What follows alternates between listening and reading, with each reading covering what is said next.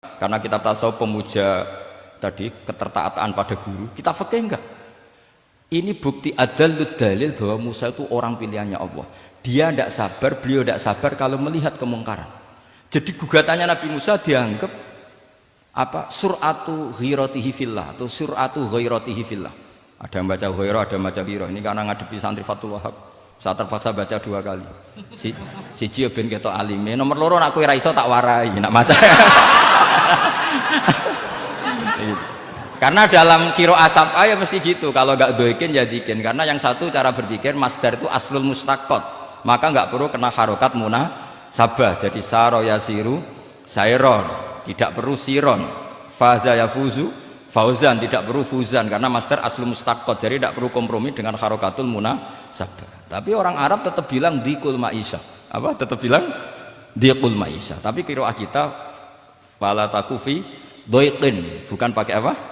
Dikin. Ya, makanya kemungkinannya 2. Saya baca 2 kali ben ketok alime. Karena saya ini menghormati sampean. Mosok ngundang wong ra alim kan sini-sini wong. Nomor 2 anak kowe ra iso tak warai kalau bacanya itu 2. Jadi andai kan saya ngajar di pondok pelosok saya baca mesti 2 kali. Wayah sibu zaitun kada, wayah sabu zaitun kada. Karena dalam qiraat sab'a ada yang baca yahsibu, qiraat kita baca yahsabu. Tapi guru-guru kita kalau ngajar fikih itu bacanya yahsibu. Tapi kalau baca Quran yahsabu. Ya kan Quran kita kan ayah sabu Allah yaqdiru alaihi ahad, bukan dibaca ayah sibu. Saya teruskan. Jadi syarat jadi orang alim itu harus punya guru alim dan murid alim. Imam Fathul Bari ketika menganalisis Nabi Musa itu beliau memuja Nabi Musa. Ini bukti ghirahnya Nabi Musa yang luar biasa. Beliau paling tersinggung kalau untuhikat hurumatullah. Orang sudah ditolong kok gak matur nuwun malah merusak perahunya. Jadi itu secara syariat itu mungkar. Kalau mungkar ya harus diprotes. Artinya itu sifatu madkhin. Protesnya Nabi Musa itu sifatu madkhin, bukan sifatu dhammin. Itu Ibnu Hajar al-Asqalani, gurunya Syekh Zakaria Ansori. Ketika orang tasawuf nganggep yang dilakukan Musa itu agak-agak mazmum karena protes sama guru. Pertanyaan saya ke anak-anak Fathul Wahab, kamu milih siapa? Milih partainya Ibnu Hajar al-Asqalani apa milih partainya orang tasawuf? Selama ini roh potongannya sampean milih sing tasawuf. Karena sampean dengan ilmu pas-pasan ini nggak suka kalau ada murid tanya. Mboten ngaku mawon.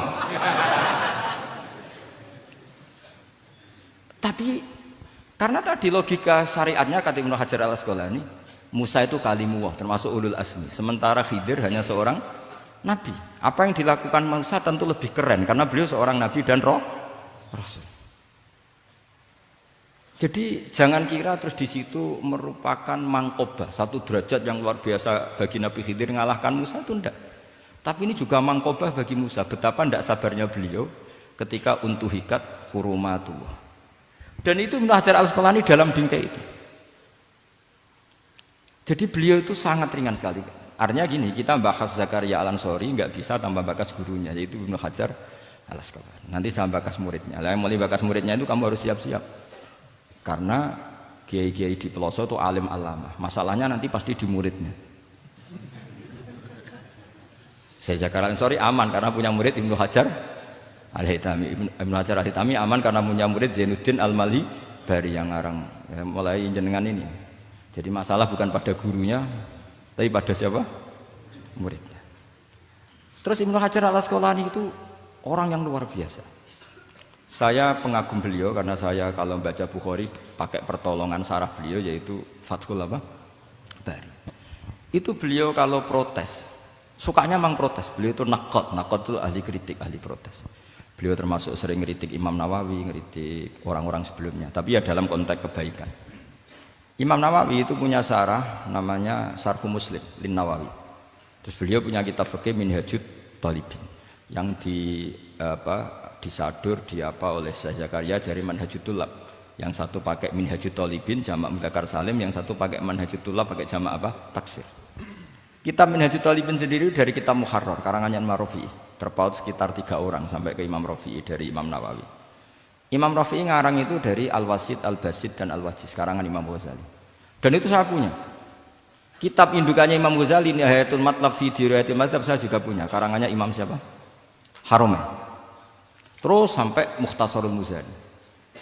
Saya tadi sempat bawa kitab Mukhtasarul Muzani, bareng ngerti ini kok jadi pengajian umum lemes, waduh, mau nyalahkan Gus Kausar Mbah nggak berani. Tapi saya tadi matur sama Gus Kevin, Gus ini kok jadi pengajian umum, nggak tahu. Sebenarnya saya ingin anak Wahab saja, terus tak marahin terus pulang. Tapi ini di depan orang banyak, kalau marahin kan nggak baik, ya sudah saya tak rileks saja. Tak ceritakan bukti keseriusan fikih itu dikarang. Misalnya begini, ini contoh Zakaria Al-Ansori, Syekh Zakaria Al-Ansori ketika dengan tanda kutip sering bilang wa ta'biri bidzalik aula min ta'biril asli kadan atau a'ammu min ta'biril asli kadan. Kenapa ada gugatan takbir? Karena takbir itu apapun hebatnya, karena dikarang seorang manusia itu ada falta, ada keterselipan di situ, meskipun satu kedipan mata yang beliau salah, miss ya Rabbi Sallallahu. Misalnya begini, definisi sholat ya, kita kan sering dengar sholat itu apa? Umumnya orang kan aqwalun wa af'alun, muftatahatun bitakbir, muftatamatun bitaslim. Pertanyaannya, definisi itu tidak jamek mana? Karena hunaka sholatun la qawla fiha wa la fi'la, yaitu sholatuman ajrus sholata biqalbi. Kalau sholat itu adalah harus ada akwal, yaitu kayak baca Fatihah dan syahadat di tasyahud sani, harus detail, sama nggak boleh nyontohkan kayak tasyahud di tahiyat ula, itu kan hukumnya sunat. Kalau kamu nggak bakul-bakul harus tahu kayak tasyahud di tahiyat saniyah, atau karena yang tasyahud awal sunat. Ada akwal kayak Fatihah tasyahud fit tahiyatis saniyah. Terus ada af'al. Tapi pertanyaannya, hunaka sholatun la qawla fiha wa la fi'la, yaitu sholatuman ajra sholata biqalbi. Maka perlu ditambahkan walau hukman, meskipun akwal dan af'al itu hanya secara hukum. Karena kalau hanya itu tidak jamek manek kalau dalam bahasa mantek, atau tidak mutarid akis, tidak memasukkan semua fardun min afrodil mu'arraf. Jadi kula ngetok nang alim demi ngergani sampean supaya ketok nak sumber utang ora salah. Mau salahnya ngatur kiai itu ya agak salah, itu agak salah betul. Saya itu juga agak gimana. Besok itu saya diminta Gus Reza misi sama Gus Reza. Gus Reza itu cucunya Mbah Karim. Mbah Mun dulu ngaji Mbah Karim. Jadi orang kok kayaknya manfaatkan saya sak karepe dhewe gitu, karena saya ini mangkalah tua terus. Padahal saya kalau mau angkuh ya, kalau saya boleh sombong, itu buyut saya ketujuh itu namanya Mbah Soleh bin Asnawi Sepuh, itu gurunya Mbah Soleh Darat. Dan Mbah Soleh Darat gurunya Mbah Hasim. Tapi angkuh kan haram, jadi ya sudahlah pakai tawaduk saja. Sebenarnya kalau saya boleh angkuh, kalau sampean malah lebih bisa angkuh lagi, ketemu di Nabi Adam. Lebih putu Nabi. Saya ulang lagi.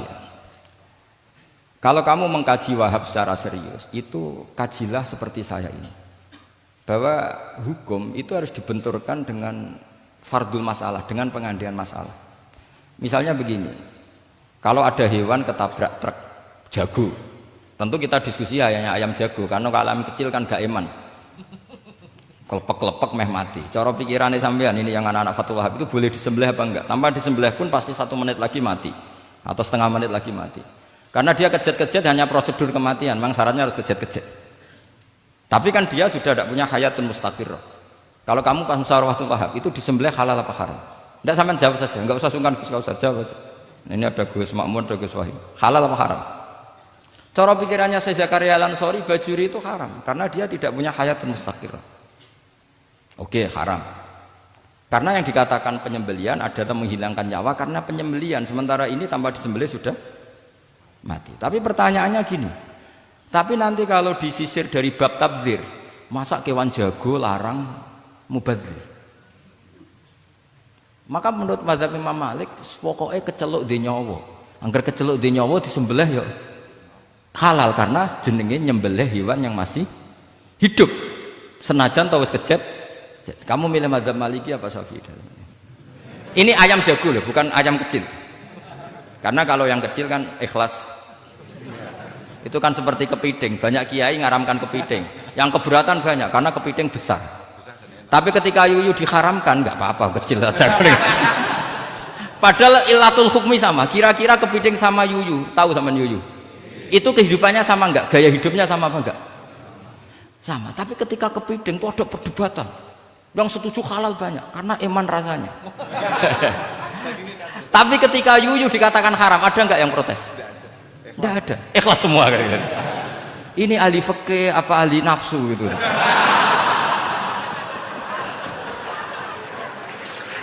Jadi apa debat itu akhirnya nggak mutu kan? Coba kehidupannya kepiting sama yuyu itu sama apa enggak? Sama. Kenapa kepiting mukhtalaf alaih kalau yang yuyu hampir semua kiai meyakini haram? Kenapa? Sama. Saya itu pernah betul ngalamin, saya mau pas jalan-jalan sama putri saya, ada ayam jago ditabrak truk gitu. Sudah kejet-kejet, tanya orangnya, Gus ini halal enggak? Saya bilang untuk kamu halal. Lama-lama orangnya penasaran, kok untuk kamu, untuk hukum kok ada untuk kamu. Untuk... Akhirnya tanya, gak Gus sak mestine iku piye? Kon tak haramno ya ora siap, wong kon iman nggih Gus bener. Ya misale cara jenengan. Aku kiai kurang pegawean tapi ya mangan pitik kejet-kejet aku. Tapi ini logika ya, logika yang dibangun fikih. Fikih itu kalau bangun kaidahnya gampang. Fikih itu gampang sekali karena sesuai fitrah manusia. Misalnya fikih itu kadang saya baca itu ya tertawa. Coba orang wajib mandi karena keluar mani. Ya sudah keluar mani wajib mandi. Sebetulnya keluar anak itu tidak ada hadisnya, nggak ada dalilnya. Tapi wajib mandi orang nifas itu karena mengeluarkan anak. Itu orang-orang fikih yang masih asli itu kalau bilang ya li anal walada maniun munakidun. Ya kan kadang-kadang sembrono. Ya enteng saja. Mbah jenengan tak nonton tenan kok ngendikane gitu. Li annal walada maniyun munaqid. Jadi sampean itu ya maniyun gitu. Jadi khurujul mani itu ya punya far'ul hukmi yaitu khurujul walad. Sama-sama yujibul ghusla. Karena sama-sama apa? Maniyun batin mbah tak nonton tenan kok terus ini ajak guyon apa piye gitu. Dan ulama itu memang rileks. Ketika Syekh Zakaria Al-Ansari membela mazhab Syafi'i, yaitu dalam konteks tohur, kita tahu kan kalau ghafir itu mengampuni, kalau sering mengampuni disebut ghafur. Syakir orang yang terima kasih, kalau sering syukur disebut syakur. Sehingga rata-rata sifatnya Allah itu ikut sifat mubalaghah, wahhab, faul ya. Ya kan itu aturannya gitu kan, fa'alun aw mif'alun aw fa'ulu fi kasratin an fa'ilin badil. Nah logikanya kalau wa anzalna minas sama ima'an tahura, artinya kalau nak maknani gini, wa anzalna lan nurono ingsun Allah minas sama isange langit nurono ma'an ing banyu tahuron kang iso nyucikno bolak-balik. Karena faul adalah untuk lil kasroh atau lil mubalaghah, harusnya nggak ada mustakmal. Maka saya sering kadang balelo nggak ada mustakmalan karena wazannya faulan tahuron. Tapi Imam Zakaria Al-Ansari, Syekh Zakaria Al-Ansari bela-bela madzhab Syafi'i, kata beliau, ya'ti fa'ul bima'nal alat, kayak sahur lima yutas saharubi. Tapi ya agak-agak takalluf. Agak-agak apa? Termasuk takallufnya lagi, Syekh Zakaria Al-Ansari, atau fa'ul bima'na takrir atau mubalaghah fi udwin wahid. Di sini biasanya baca udwin apa udwin, enggak tahu saya, pokoknya bacanya 2 kali enggak apa-apa. Umumnya apa? Udwin ya. Ya sudahlah, ikut partai sampean saja. Saya ini agak grogi, saya pakai madzhab peloso harus ikut guru apa madzhab sarang yang nggak harus ikut tapi akhirnya salah, tidak tahu saya, karena kata Mbah Mun gitu kalau membela diri, nak ngaji ning peloso Lirboyo murid kudu maknani ya apik ben murid roh makna, tapi nak sarang gak oleh dimaknani. Kesarang ketika dinyek al ilmu sayyidun wal kitabatu qaiduhu qayyid apa suyudaka fil hibalil wasiqah. Kata beliau, iya tapi nak naline kakean ya mati padha. Itu karena itu jadi itu guyonan ya, guyonan manhaj. Ini sudah saya sama ini koalisi yang baik. Karena saya punya madzhab sarang, sama punya madzhab peloso. Harus sama-sama konsisten dengan madzhab masing. Nanti di mahsyar nanti kita ketemu. Siapa yang ahli Fathul Wahab, siapa yang ahli Bako.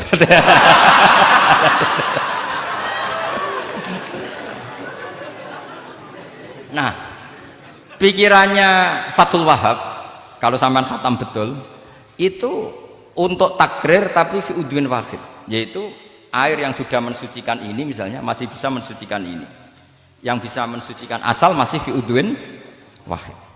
Ya sudah, di situ saja takrirnya atau mubalaghahnya di situ, bukan ke anggota yang lain.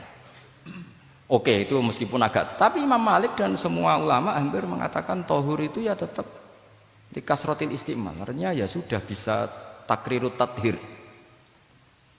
Tapi yang bilang tathir digugat lagi, digugatnya gini. Tohur itu mubalaghah dari tohir, bukan dari mutahhir. Ini kalau sampean fasul masail. Sampean nggak pernah tahu fasul masail sedetail ini. Nanti diulang lagi khatamannya. Tohur itu bukan mubalaghah dari tohir, tapi dari mutahhir. Padahal bahasan kita tentang tathir, bukan tentang tuhur. Sampean mikir apa?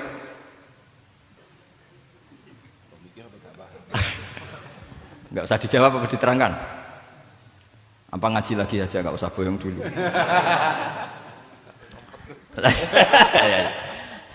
Nah, kemudian akhirnya ulama mulai mikir bahwa lama nalit tohiriyah ilah dengan fungsi tohuriyah.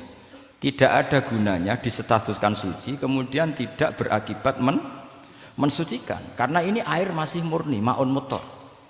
Kecuali kayak teh kopi berstatus suci tapi tidak mensucikan. Tentu ma'an tohuro di konteks itu adalah tohir mutahhir, karena contohnya air mutlak bukan kopi. Berarti meskipun tohur itu dari mubalaghah tohir tapi maknanya mutahhir, itu perdebatan. Akhirnya apa? Orang itu menjadi cerdas, terutama di era Ibnu Hajar Al-Haytami, karena beliau ahli fikir. Beliau itu cerdasnya Masya Allah. Tapi apapun itu, beliau tetap manusia. Kecerdasannya kadang berlebihan dalam aturan yang dipatok mazhab Syafi'i, termasuk mensyaratkan Jumatan harus orang 40. Sekarang pertanyaannya gini, sama tak beri pertanyaan, harus bisa jawab. Meskipun salah, nggak apa-apa. Saya butuh jawaban, nggak butuh benar. Karena sudah tahu, mesti agak salah itu, nggak apa-apa. Ketika ada satu kampung yang orangnya tidak sampai 40 dan mereka ingin Jumatan, menurut kamu itu harus Jumatan? Apa boleh Jumatan? Apa harus duhur? Apa ya Jumatan ya duhur? Masyarakat nggak mau biasanya.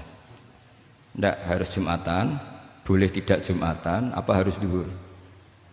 Apa nggak perlu ada hukumnya? Ben karepmu.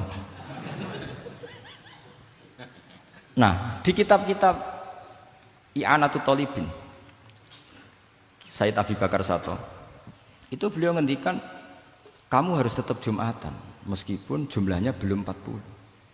Karena apa? Madharat tarkil Jum'ah itu lebih ngeri ketimbang mensyaratkan 40 yang asal usul dalilnya itu tidak jelas. Imam Ahmad bin Hanbal kalau ditanya apakah Jumatan harus 40, itu ghadiban sadidan, marah besar. Lam yarid fil adat nasun, kata beliau. Enggak ada dalam adat Jumat dan nas. Imam Syafi'i itu hanya asumsi, biasanya wong 40 mesti ana waline.